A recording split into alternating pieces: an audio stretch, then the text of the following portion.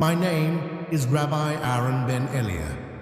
For decades, I have dedicated my life to studying the Torah, teaching its wisdom, and guiding my congregation in the ways of our ancestors. To me, the Torah is not just a book. It is the blueprint of existence, the very word of God, handed down to our people through Moses. Every word, every letter, carries infinite meaning. It has been my mission to honor it, to live by its teachings, and to pass its truths to those who seek them. My days were filled with the rhythm of devotion, early morning prayers, teaching young minds in our synagogue study hall, and counseling those who came to me with their struggles. I was often asked to speak at community events, weddings, and even funerals, as people trusted me to bring the wisdom of the Torah into the most important moments of their lives. I felt a profound sense of purpose in my work, knowing I was part of a tradition that stretched back thousands of years. I took great pride in my identity as a Jew. I had studied the Torah extensively, as well as the Talmud and the works of countless rabbis who came before me. Their interpretations and debates shaped my understanding of the divine and deepened my connection to God. To me, Christianity was nothing more than a divergence from the truth. Jesus, he was a figure we learned about in history, but one I dismissed without much thought. The idea that he could be the Messiah seemed absurd, even offensive, given how much his teachings strayed from the laws of the Torah. I wasn't hostile toward Christians, but I saw their beliefs as misguided. Whenever someone tried to engage me in discussions about Jesus, I would respectfully decline, sometimes offering a counterpoint rooted in the Torah. I believed that their faith, while well-meaning, was built on misinterpretations and false premises. I was confident in the path I walked and in the covenant God made with the Jewish people. But life has a way of humbling even the most certain among us. It was a Friday afternoon, just hours before Shabbat. I was rushing to prepare for the evening service when I felt an unusual tightness in my chest. At first, I thought it was nothing, a sign of stress from the week's responsibilities. I had experienced similar discomfort before and always shrugged it off. But this time, it didn't pass. The tightness grew worse, radiating into my shoulders and arms. I tried to catch my breath, but each inhale felt shallower than the last. My wife, Sarah, noticed my discomfort and insisted I sit down. "You're overworking yourself again," she said, her voice filled with concern. But even as I sat, the pain didn't ease. It intensified, a crushing weight pressing down on my chest. Panic began to set in. I tried to reassure her, tried to reassure myself that it was nothing serious, but deep down, I knew something was wrong. The next few minutes were a blur. Sarah called for help, and before I knew it, paramedics were in our home, speaking quickly as they worked to stabilize me. I could hear their voices, distant and fragmented, as though I were underwater. My vision blurred, and the world around me started to fade. As they carried me to the ambulance, I felt a strange stillness creeping in. The pain, sharp and relentless moments ago, began to dull. My breathing slowed, and a sense of detachment washed over me. I looked at Sarah one last time, her tear-filled eyes meeting mine as she whispered, "Hold on, Aaron, hold on." I wanted to respond, to reassure her, but my voice wouldn't come. My world faded to black, and I felt myself slipping into an abyss. But even as my physical senses dimmed, I knew this wasn't the end. Somewhere deep inside, I felt it, a pull towards something I couldn't yet understand. Something was waiting for me, just beyond the veil. When I opened my eyes, or at least what I thought were my eyes, I wasn't in my body anymore. It's a strange thing to describe, being outside yourself. One moment, I was in the ambulance, overwhelmed by pain and the chaos around me. And the next, I was floating above it all, watching the scene unfold, as though it were happening to someone else. Below me, I saw the paramedics working frantically. One was pressing on my chest, counting aloud as they performed compressions. Another held defibrillator paddles, ready to deliver a shock to restart my heart. Their faces were tense, their movements precise and urgent. I could even see the beads of sweat on their foreheads, glistening under the harsh lights of the ambulance. My own body looked small and fragile, pale and lifeless on the stretcher. It was strange, almost surreal, to see myself from this perspective. I could hear their voices, though they sounded distant and muffled, like they were coming from another room. "We're losing him," one of them said, their tone sharp and focused. I wanted to shout, to tell them I was still here, but my voice didn't work. Or maybe I no longer had one.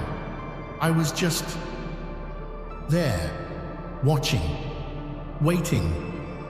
And then I saw her, Sarah. She had somehow followed the ambulance in her car, and now she was standing outside, her hands pressed against the window. Her face was a mask of anguish, tears streaming down her cheeks as she whispered a prayer. I felt a pang of sorrow, not for myself, but for her. I hated seeing her like that, powerless and afraid. I tried to reach out, to comfort her, but my hand, if I even had one, passed right through the glass. That's when it hit me. I wasn't tethered to the physical world anymore. The realization was both freeing and terrifying. I had always dismissed the idea of a soul, of an existence beyond the body. Yet here I was, undeniably aware, completely separate from the flesh and blood that had defined me for so long. I didn't understand it, but I couldn't deny it either. As I floated there, trying to make sense of what was happening, I noticed something else, a light.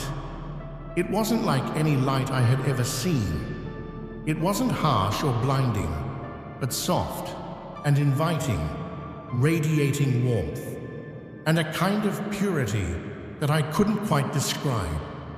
It seemed to pulse gently, as if it were alive, and it filled the space around me with an undeniable sense of peace. The light drew my attention immediately, pulling me toward it in a way that felt both natural and unsettling. I didn't want to move, didn't want to leave the scene below, but the pull was irresistible. It wasn't forceful, it was more like a silent invitation, one that spoke to something deep within me, something I didn't even know was there. Part of me resisted. As a rabbi, I had spent my life grounded in the teachings of the Torah, in the tangible and the historical. This light, this presence, was foreign to everything I believed. What was it? Where did it come from?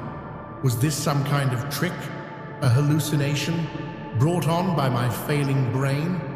I wanted to turn away, to reject it, but the pull was too strong. As I moved closer, the light seemed to grow, its warmth enveloping me like a gentle embrace. It wasn't just warmth, it was something deeper, something alive. I could feel it, touching every part of me, not just physically, but emotionally and spiritually. It was as if it were reaching into the very core of my being, revealing parts of myself I had never known existed. And then I felt it, a presence within the light. It wasn't just an energy or a feeling, it was a presence, something aware, something holy. It was unlike anything I had ever encountered in my life. As a rabbi, I had always believed in God's presence in the world, but this was different.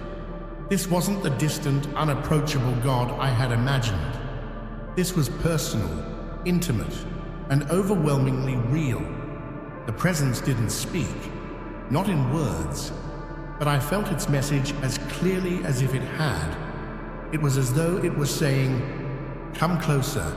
There is more to see, more to know." I hesitated, torn between my skepticism and the undeniable truth of what I was experiencing. My entire life had been rooted in certainty, in the laws of the Torah, the teachings of my ancestors, the rituals that connected us to God. And yet this moment, this light, this presence felt more real than anything I had ever known. I took a step, or maybe I was pulled. It was hard to tell, and the light grew brighter, its warmth more intense. The world I had known, the ambulance, the paramedics, even Sarah's anguished face, began to fade into the background, replaced by the all-encompassing glow of the light. It wasn't that they disappeared.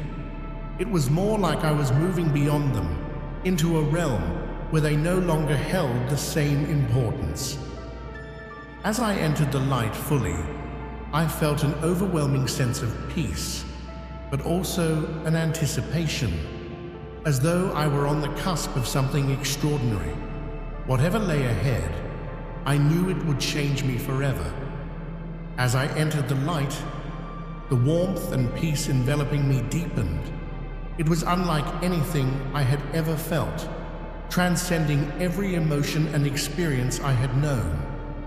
This was not just a place, it was a presence. It was alive, aware, and overwhelmingly holy. I felt as if every part of me, every thought, every memory was being laid bare before something that saw everything, knew everything, and yet embraced me completely. And then, from within the light, a figure began to take form. At first, it was indistinct, but as I focused, I could see him clearly. He was unlike any person I had ever encountered. His presence was majestic, yet deeply personal, exuding both immense power and profound compassion. There was a radiance about him, a purity that seemed to emanate from every part of his being. And his eyes, they pierced straight into my soul, seeing not just what I had done, but who I was at my core. I didn't need an introduction. I knew who he was. It was Jesus. My heart raced. This couldn't be happening. Jesus. The figure I had dismissed for so long, the central figure of a faith I had always regarded as misguided. How could this be real? My mind rebelled against the sight before me, but no matter how much I wanted to deny it, the truth of his presence was undeniable. "Rabbi Aaron," he said, his voice calm and steady, yet carrying a weight that resonated in every part of me. "You know who I am." I wanted to respond, to argue, but words failed me.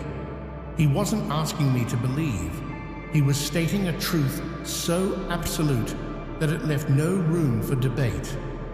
I felt as though I was standing before the embodiment of truth itself, and everything I thought I knew began to crumble. "You have dedicated your life to God," he continued, his tone filled with both kindness and authority. But have you truly understood his plan? His words struck me deeply. I had spent my entire life studying the Torah, teaching its laws, and guiding others in the ways of our ancestors. I had believed with every fiber of my being that I understood God's will, and yet here I was, unable to reconcile the truth of this moment with everything I had held dear. I have followed the Torah, I managed to say, my voice trembling. I have kept the commandments. I have served God as best I could. And yet, Jesus replied, you have not seen the fullness of his promise. Before I could respond, the light around us shifted, and I was no longer standing in the same space. Visions began to unfold before me, vivid and undeniable. I saw scenes from the Torah, moments I had studied and taught countless times. But this time, they were different. They were alive, layered with meaning I had never noticed before.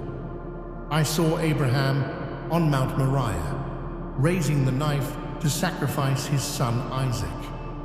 But as the angel intervened, the scene changed.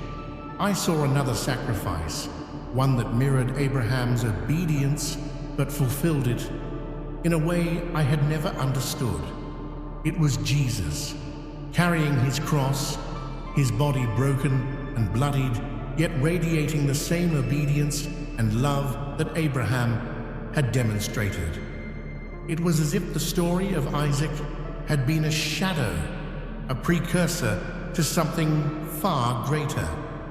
The vision shifted again, and I saw Moses raising the bronze serpent in the wilderness, offering healing to those who looked upon it. But intertwined with this image was another, Jesus on the cross, his arms outstretched, offering salvation to all who would turn to him. The parallels were undeniable, the connections too precise to dismiss. As the visions continued, I saw prophecy after prophecy, each one pointing to Jesus as the Messiah. I saw Isaiah's suffering servant, despised and rejected, bearing the sins of many. I saw the words of Zechariah, "They will look on me, the one they have pierced," brought to life in stunning clarity. These weren't vague allusions or interpretations. They were fulfillments, woven seamlessly into the fabric of Scripture. I fell to my knees, overwhelmed by the weight of it all. How could I have missed this? How could I have spent my entire life studying the Torah, teaching its truths, and not seen the fullness of what it pointed to? "You have been faithful," Jesus said, stepping closer to me. "But faithfulness without understanding can blind you to the greater truth. The Torah is not void, it is fulfilled. Every word, every law, every prophecy points to me." Tears streamed down my face as I struggled to process what I was hearing.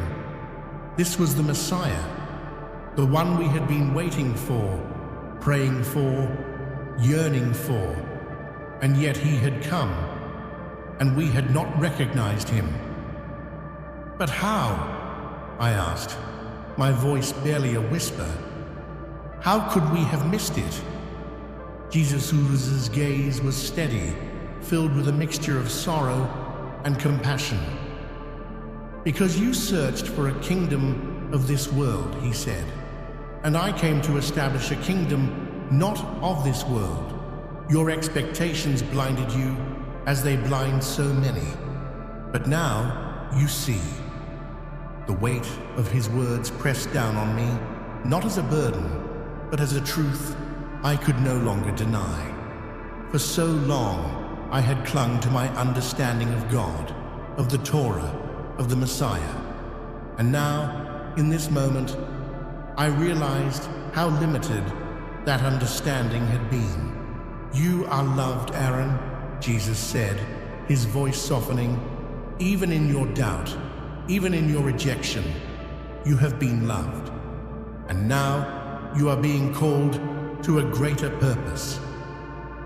I looked up at him, my heart torn between the life I had known and the truth I could no longer ignore. What purpose? I asked, my voice trembling. Jesus stepped closer, his light enveloping me once more. You will see, he said, but first you must understand the fullness of eternity. Before I could respond, the light around us shifted again, and I felt myself being drawn into another vision. Whatever lay ahead, I knew it would reveal truths that would change me forever. The light around me grew even brighter, its warmth intensifying as I felt myself being drawn deeper into its presence. My surroundings began to shift once more, and I realized I was being shown something I had never imagined, something I could barely comprehend. It wasn't just a vision, it was an experience, vivid and undeniable. The first place I was taken to was unlike anything I had ever seen. It was a realm filled with light, but not the same as the light I had entered earlier. This light was softer, golden, and alive in a way that filled every part of me with peace. The air, if you could call it that, seemed to hum with a melody that resonated deep within my soul, a harmony that was both powerful and gentle. I saw people there, though they didn't seem bound by the constraints of physical form. Their faces shone with joy and contentment, their eyes filled with a love that transcended anything I had ever known. It wasn't the kind of fleeting happiness we experience in the world. It was pure, unfiltered peace. There was a unity among them, a connection that was as natural as breathing. They weren't just existing, they were thriving, basking in the presence of something far greater than themselves. This, Jesus said, his voice steady and filled with compassion, is what awaits those who choose to live in my truth. I could feel the truth of his words in every fiber of my being. This place wasn't a reward for good behavior or adherence to laws. It was the fulfillment of a relationship, a connection with the Creator that went beyond anything I had ever imagined. It was love in its purest and most divine form. Before I could fully take it in, the scene shifted. The warmth and light faded, replaced by a chill that crept into the very core of my being. The air grew heavy, oppressive, and the melody that had filled me with peace was replaced by silence, an unbearable, deafening silence. I was in another place now, one that was the complete opposite of what I had just seen. It was dark, not in the absence of light, but in its very nature. The darkness felt alive, smothering and consuming. I saw shapes in the distance, figures hunched and twisted, their forms barely distinguishable in the gloom. They were reaching out, their hands grasping at nothing, their cries echoing in the void. This, Jesus said, his tone now heavy with sorrow, is the reality of separation. It is not punishment, it is the choice to reject the light. The figures in the darkness weren't just suffering, they were consumed by regret, by the weight of their decisions to turn away from the love that had always been offered to them. The anguish wasn't inflicted upon them, it came from within, a consequence of their separation from the source of all goodness and truth. I wanted to turn away, to close my eyes, but I couldn't. The cries of these souls pierced through me, their pain both physical and emotional. It was a pain of isolation, of knowing what could have been, and yet being unable to reach it. As I stood there, overwhelmed by what I was witnessing, I realized something that shook me to my core. These weren't just abstract figures or symbols. They were people, real and alive, just as I was. They had lived, loved, and made choices. And now they were here, separated from the very presence I had just experienced. Every soul is given a choice, Jesus said, his voice soft but firm, to accept the truth or to turn away. This is not imposed, it is chosen. The weight of those words pressed down on me, and I felt tears streaming down my face. For so long, I had believed that adherence to the law, to the commandments of the Torah, was enough. But now, I saw that it was about something far deeper. It wasn't about rules, it was about relationship. A relationship I had dismissed for most of my life. The scene shifted again, and I was back in the light, standing before Jesus. His eyes, filled with both sorrow and love, met mine. The covenant you have cherished is not void, he said. It is fulfilled. The promises made to your ancestors were always meant to lead to this moment, to me.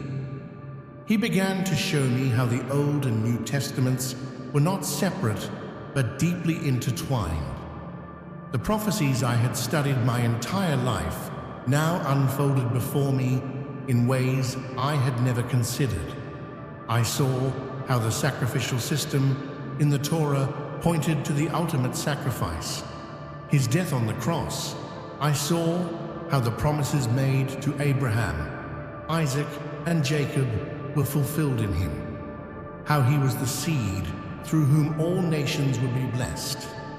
The law was a guide, he explained, a shadow of the greater reality. But now the fullness has come. Salvation is not found in the law. It is found in faith, in love, in me. His words pierced my heart. I had spent my entire life striving to be righteous, to fulfill the law, and now I saw that it was never about my efforts. It was about accepting what had already been done, what had been offered freely out of love. I fell to my knees, overwhelmed by the enormity of it all. "Why are you showing me this?" I asked, my voice trembling. "Why me?" Jesus stepped closer, his presence radiating warmth and compassion. "Because you have been chosen," he said. "Your knowledge, your passion, your love for God, they are gifts, and now you are called to use them to reveal the fullness of his plan. You are to be a bridge, showing others the unity between the old and the new, between the law and grace." The weight of his words settled over me. I had spent so long rejecting this truth, and now I was being asked to share it.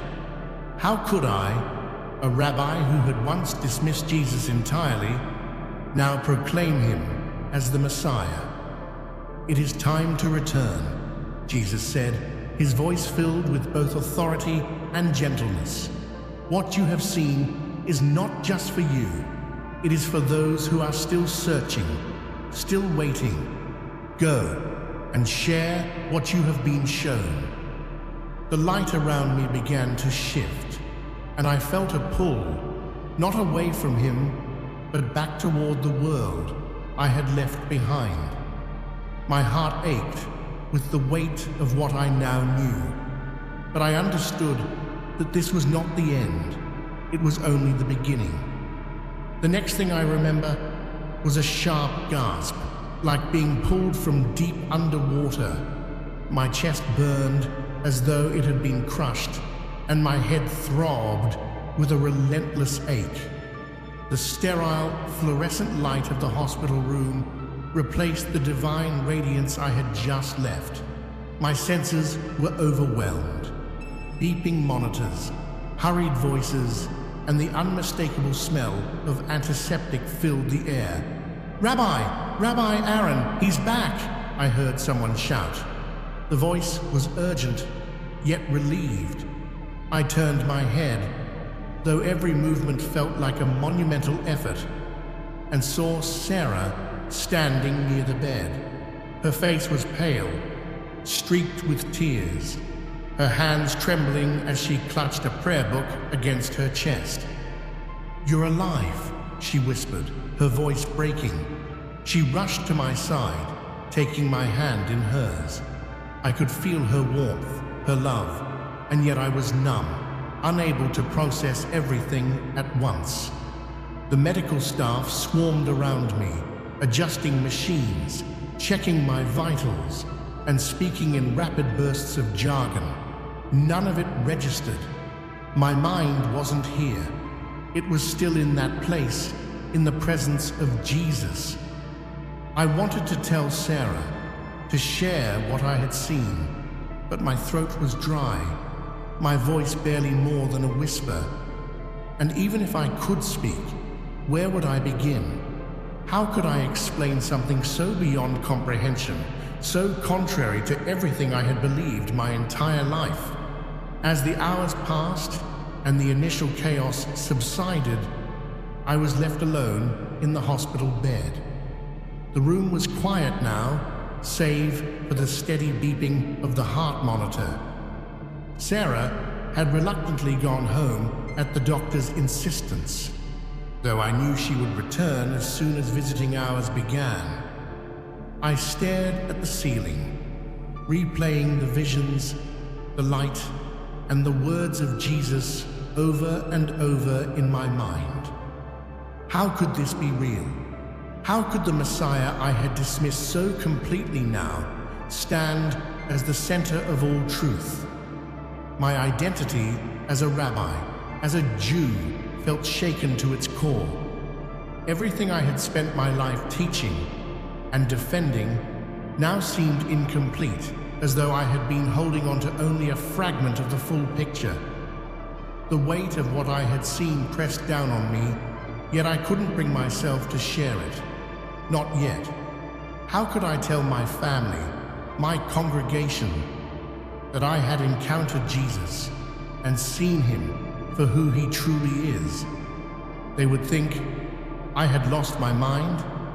They might even see it as a betrayal of everything we stood for as a people, as a faith. For days, I kept it to myself. The hospital staff marveled at my recovery, calling it nothing short of miraculous. Sarah, too, praised God for saving my life, though she had no idea how close I had come to crossing over completely. She asked me what I had experienced, but I deflected, saying I was still too weak to talk about it. The truth was, I wasn't ready to face the questions, theirs or my own. When I finally returned home, I found myself drawn to my study. It was a familiar place, lined with shelves of books on the Torah, Talmud, and commentaries from generations of rabbis. But now, those texts, which had always been my foundation, seemed incomplete. They were still sacred, still vital, but they felt like pieces of a larger puzzle I had only just begun to see. Late one night, unable to sleep, I reached for something I had never considered reading before, a New Testament. It was a copy given to me years ago by a well-meaning acquaintance, one I had kept out of courtesy but never opened. Now, my hands trembled as I turned the pages, unsure of what I was looking for, but knowing I had to start somewhere. The words felt foreign at first, but as I read, I began to see echoes of the Torah and the prophets. The connections between the Old and New Testaments which Jesus had shown me leapt off the pages. Verses I had once dismissed as irrelevant now seemed to hold profound meaning. I did not come to abolish the law or the prophets, Jesus had said, but to fulfill them. Those words struck me deeply as I realized how they aligned with everything I had been shown. My nights became a cycle of study and prayer, wrestling with the implications of what I was learning.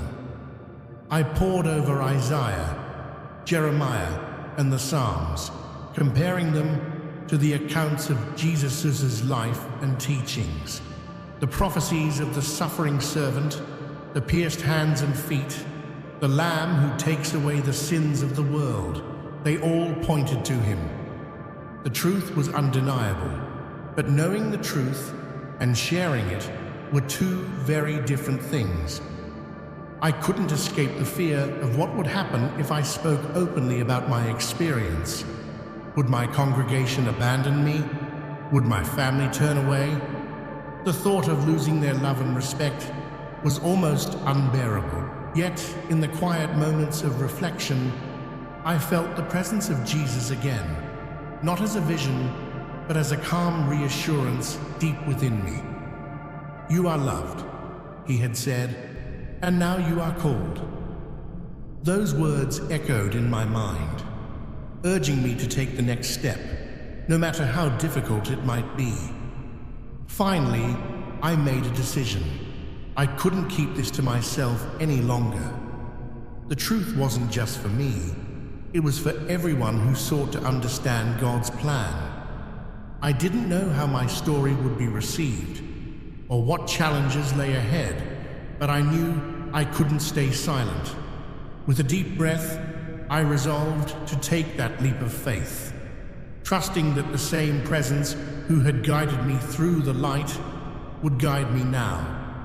The decision to share my story was not easy, but once I made it, I felt an unshakable sense of peace, as if the same presence that had guided me in the light was now walking with me in the physical world. I couldn't keep this truth hidden any longer, not from my family, not from my congregation, and not from the world. What I had seen, what I had been shown, was too profound to remain silent. I began with my family.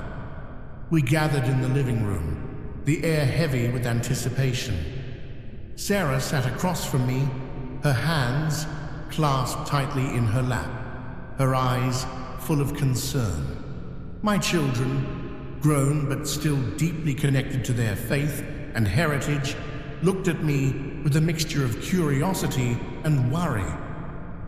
I need to tell you something, I began, my voice trembling. Something that will change everything. I told them everything. The light, the presence, the encounter with Jesus, and the visions that connected the Torah to his life and sacrifice. As the words spilled out, I watched their faces shift from confusion to disbelief, and finally to something deeper. Something I could only describe as wonder. Sarah wept quietly, and my eldest son, always the skeptic, asked, "But how can you be sure it was him?" I met his gaze and said, "Because the truth of who he is was undeniable. It wasn't something I believed, it was something I knew." The days that followed were filled with long conversations, questions, and moments of deep reflection. Some family members struggled to reconcile what I was saying with the faith we had always shared. Others, to my surprise, were open to exploring this new understanding of God's plan. Sarah, though initially hesitant, became my greatest support, reminding me that truth, no matter how challenging, is always worth pursuing. The next challenge was my congregation. Standing in front of them, the people I had guided and taught for so many years, was one of the hardest things I had ever done. I began by sharing my near-death experience, describing the light, the presence, and the overwhelming sense of peace and truth I had felt. I could see the skepticism in their eyes, hear the murmurs of disbelief ripple through the room. But I pressed on, sharing the visions and the undeniable connections between the Torah and Jesus as the Messiah. Some walked out, shaking their heads, unable to reconcile my words with their understanding of faith. Others stayed, their faces filled with a mixture of curiosity and discomfort. I didn't blame them. What I was saying challenged everything they had been taught. But I also saw a few faces light up with understanding, as if a veil had been lifted. Those were the moments that gave me strength. Over time, I began to share my story more publicly. I wrote about my experience, detailing not just the encounter, but also the journey of reconciling my Jewish identity with my newfound faith in Jesus. I spoke at interfaith gatherings, sharing the connections between the Old and New Testaments and emphasizing the unity of God's plan. It wasn't about abandoning Judaism. It was about fulfilling it, seeing the promises of the Torah come to life in a way I had never understood before. The response was mixed. Some hailed my story as a testament to the power of faith and the search for truth. Others dismissed it as a delusion or a betrayal of my heritage. But through it all, I held on to the words Jesus had spoken to me. You are called. Those words became my anchor, reminding me that my mission wasn't to convince everyone. It was to share the truth and trust that it would reach those who were ready to hear it. Personally, the journey was transformative. My relationships with my family deepened in ways I hadn't anticipated. My children, even those who struggled with my story, respected my courage and authenticity. Sarah became my confidant, her faith growing stronger as she saw the changes in me. The moments we shared, praying together, studying scripture, and reflecting on God's plan became the foundation of a new chapter in our lives. Even my interactions with the wider community changed. Some colleagues and friends distanced themselves, unable to accept the path I had taken. But others surprised me with their support, encouraging me to continue sharing my experience. I began to see how my story was opening doors for conversations that might never have happened otherwise. Today, my life is not without challenges, but it is filled with purpose. I no longer see my Jewish identity and my faith in Jesus as contradictions. They are two sides of the same divine plan. The Torah remains sacred to me, but now I see it in its fullness, its promises fulfilled in the life, death, and resurrection of Jesus. This understanding has brought a depth and richness to my faith that I never imagined possible. To those watching, I want to leave you with this. Seek the truth even when it challenges everything you thought you knew. The journey is not always easy, but it is worth it. Truth has a way of transforming us, of leading us closer to the love and purpose we were created for. If my story has touched you, I invite you to share your name in the comments below so I can pray for you and your journey. And if you're searching for more, check out the videos on the screen for other incredible near-death experiences that reveal the power of faith and the beauty of God's plan.